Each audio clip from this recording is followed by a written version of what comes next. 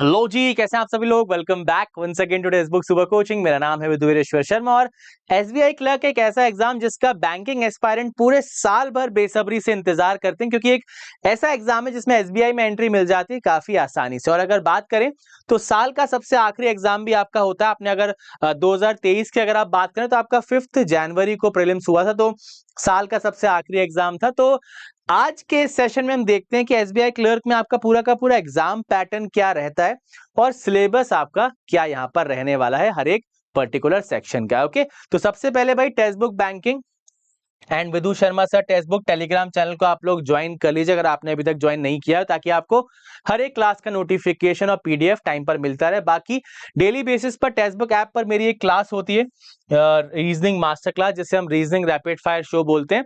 Text book app पर ये class होती है और इस क्लास में हम सीखते हैं कि रीजनिंग के सेक्शन में अपनी स्पीड को कैसे बढ़ाया जाए। ओके, तो इस क्लास को भी आप ज्वाइन जरूर किया कीजिए, है ना। चलो भाई, सबसे पहले बात करें एलिजिबिलिटी क्राइटेरिया। एज लिमिट आपकी रहती है 20 से लेकर 28 के बीच, है ना। अगर 20 साल से लेकर 28 साल के बीच आपकी उम्र है तो आप एसबीआई क्लर्क के लिए अप्लाई कर सकते हैं। बाकी अगर कैटेगरी वाइज आप एज रिलैक्सेशन की बात करें तो एससी एसटी के लिए 33 इयर्स, ओबीसी के लिए 31, पीडब्ल्यूबीडी के लिए 38 और disability with category 43 and person with disability OBC के लिए 41। बाकी आप यहां पर और भी एज रिलैक्सेशन देख सकते हैं, है ना। बात करें एजुकेशनल क्वालिफिकेशन की, सिंपल सी बात है भाई, हम सभी को पता है कोई भी बैंकिंग का आपका एग्जाम है तो आपका ग्रेजुएशन कंप्लीट होना इज वेरी मच इंपॉर्टेंट, है ना। यहां पर एक और चीज दी गई है, those who are in final year semester of their graduation may also apply provisionally subject to the condition that if provisionally selected they will have to produce proof of having passed the graduation examination on or before। जो भी आपको notification में यहां पर date दी जाएगी, अगर उस date तक आपका ग्रेजुएशन कंप्लीट हो जाएगा तो भी आप इस फॉर्म को फिलअप कर सकते हैं। तो एक बहुत ही अच्छा ऑप्शन यहां पर आपको दिया जाता है ना। अब बात करते हैं एग्जाम पैटर्न की। जैसा कि हम सभी को पता है क्लैरिकल का आपका एग्जाम है, तो क्लैरिकल में आपके दो ही स्टेजेस होते हैं। पहला स्टेज आपका रहने वाला है प्रीलिम्स, जिसमें इंग्लिश, मैथ्स और रीजनिंग 3 सेक्शंस आते हैं, है ना। 30 मार्क्स की इंग्लिश, 35 मार्क्स का आपका क्वांट का सेक्शन और 35 मार्क्स का आपका रीजनिंग का सेक्शन आता है। हर एक सेक्शन को सॉल्व करने के लिए आपको 20-20 मिनट का समय दिया जाता है। दैट मींस 60 मिनट्स में आपको 100 मार्क्स का खेल यहां पर लेकर चलना होता है। अब लास्ट ईयर 2023 में हमने काफी उलटफेर देखने को मिला था कट ऑफ में, क्योंकि क्लैरिकल हम अज्यूम करते हैं 70, 75, 80 तक का कट ऑफ जाए, बट आपको कई बार उलटफेर देखने को मिल जाता है। तो एक क्लैरिकल पेपर के हिसाब से आप अपना टारगेट यहां पर लेकर चल सकते हैं। ओके, उसके बाद नेक्स्ट आपका निकल के आता है मेंस। अब देखो भाई, दिमाग में एक चीज फिट है हमारे कि क्लैरिकल का एग्जाम है, इजी होता है, तो इसका ये मतलब नहीं है कि एग्जाम क्रैक करना इजी है ना। यहां पर सबसे बड़ा हर्डल क्या है, क्लैरिकल एग्जाम में आपका प्रीलिम्स काफी इजी आता है और मार्जिन ऑफ एरर फिर आपके लिए बहुत ही कम हो जाता है। तो प्रीलिम्स एग्जाम क्लियर करना ही काफी सारे स्टूडेंट्स के लिए बहुत मुश्किल हो जाता है ना। तो क्लैरिकल है तो ये नहीं सोचना है कि अरे आसान है कैजुअल ले जा, नहीं, यहां पर भी बहुत ज्यादा फोकस के साथ आपको काम करना है, तब कहीं जाकर आपका प्री क्लियर होगा, फिर आप मेंस पर आएंगे, है ना। अब मेंस की अगर बात करें, जी आपका 50 मार्क्स 50 क्वेश्चंस, इंग्लिश आपका 40 क्वेश्चन 40 मार्क्स के आएंगे, क्वांट आपका 50 क्वेश्चन 50 मार्क्स के, और देन आपका रीजनिंग एंड कंप्यूटर 50 मार्क्स का 50 क्वेश्चंस आएंगे 60 मार्क्स के, है ना। तो टोटल 190 आपके क्वेश्चंस हो गए, 200 मार्क्स आपको यहां पर मिलने वाले हैं। यहां भी आपका सेक्शनल टाइमिंग आपको दिया जाता है।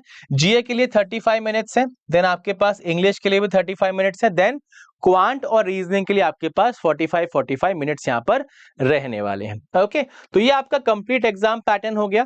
मेंस एग्जाम क्लियर करने के बाद मेरिट वगैरह बनती है, उसके अकॉर्डिंग आपको जो है लेटर ऑफ ज्वाइनिंग दिया जाता है। ओके, चलो अब अगर बात करें सिलेबस की, तो देखो भाई मोर और लेस आपका सिलेबस बिल्कुल सेम रहता है, चाहे आप आरआरबी का एग्जाम दो, चाहे एसबीआई का एग्जाम दो, चाहे आईबीपीएस का एग्जाम दो, चाहे आप कोई और इंश्योरेंस का एग्जाम दो, सिलेबस में ज्यादा चेंजेस हमें देखने को नहीं मिलते। तो जो लोग ऑलरेडी एग्जाम दे चुके हैं उनको काफी अच्छे से पता होगा कि किस पर्टिकुलर सब्जेक्ट में क्या क्या टॉपिक निकल कर आते हैं। बट अगर आप एक ऐसे स्टूडेंट हैं जिन्होंने अभी तक कोई भी बैंकिंग का एग्जाम नहीं दिया है, तो आपके लिए ये चीज बहुत ही इंपॉर्टेंट है, आपको पता होना चाहिए क्या क्या हमारे पास टॉपिक्स निकल कर आते हैं। तो हम क्वांट की बात करें, क्वांट को बेसिकली 3 पार्ट में डिवाइड किया जाता है ना, स्पीड मैथ्स, अर्थमेटिक और आपका डीआईडीएस।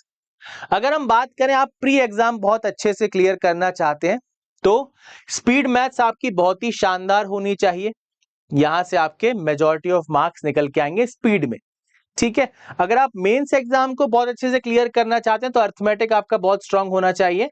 प्री में भी आपको अर्थमेटिक की जरूरत है, लेकिन मेंस में आपके मेजॉरिटी को, मेंस में आपको स्पीड मैथ्स बहुत ही कम देखने को मिलती है, मेंस में आपको मेजॉरिटी क्वेश्चन यहां से और यहां से देखने को मिलते हैं, है ना, ठीक है।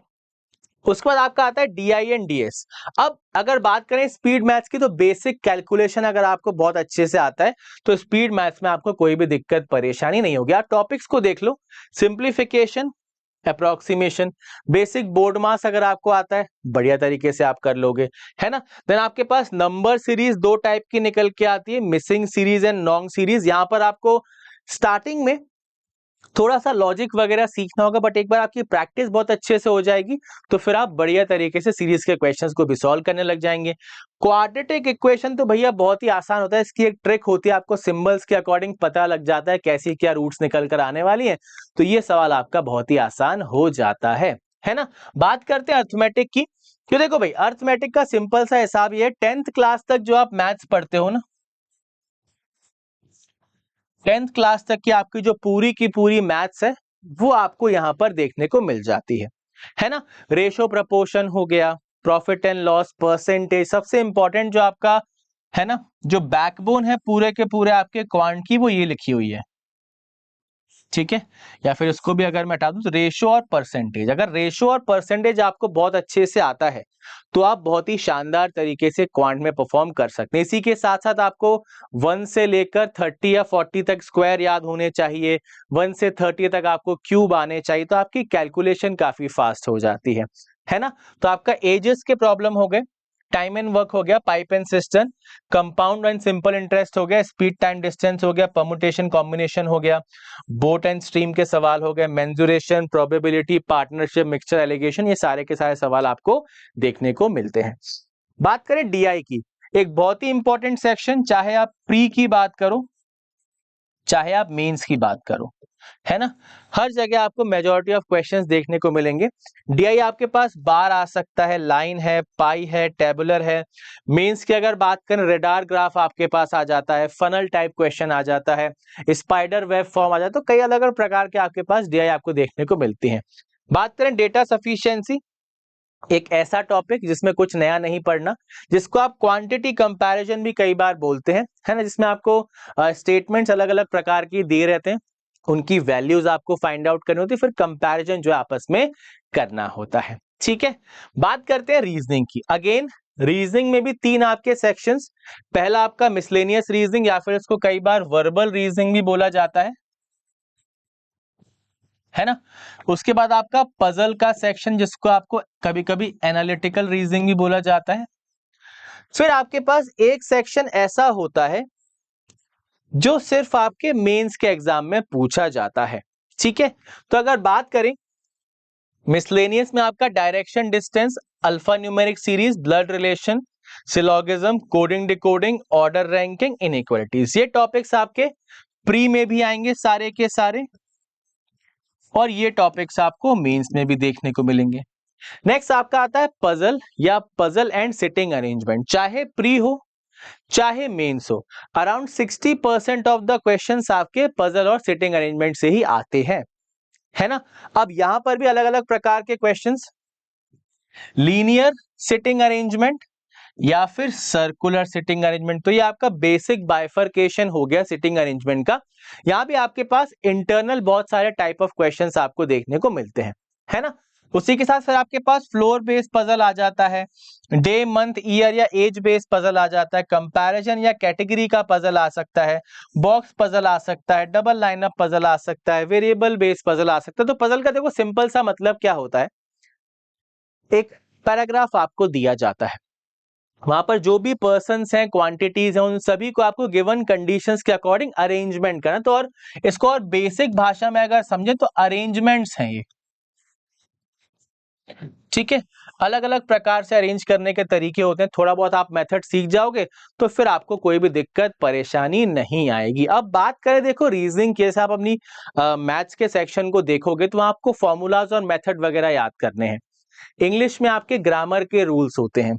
आप मीन्स के लिए जनरल अवेयरनेस पढ़ेंगे, वहां पर भी फैक्ट्स आपको याद करने पड़ेंगे। बट रीजनिंग एक ऐसा सेक्शन है जहां पर आपको कुछ याद नहीं रखना होता, ठीक है। और सेम पैटर्न के क्वेश्चन भी नहीं आते, अलग अलग प्रकार के क्वेश्चन आते हैं। तो आपको बस प्रैक्टिस बहुत अच्छे से करनी होती है। जितनी ज्यादा आप प्रैक्टिस कर लोगे उतनी अच्छी आपकी हैबिट बनेगी क्वेश्चंस को सॉल्व करने की। और अगर आपकी हैबिट अच्छी बन चुकी है तो फिर रीजनिंग में आपको कोई भी दिक्कत नहीं आएगी। तो खासकर मैं क्लरिकल के एग्जाम्स की बात करूं तो रीजनिंग में आप 35 आउट ऑफ 35 टारगेट कर सकते हैं, और अच्छी प्रैक्टिस के साथ आप इस टारगेट को अचीव भी कर सकते हैं बहुत ही आसानी से, है ना। अब सिर्फ जो मेंस में आपके सेक्शन आते हैं बात करें तो आपका इनपुट आउटपुट हो गया, क्रिटिकल रीजनिंग हो गया, और आपका डेटा सफिशिएंसी। ये तीनों टॉपिक ऐसे हैं जो आपको कभी भी प्री एग्जाम में देखने को नहीं मिलते।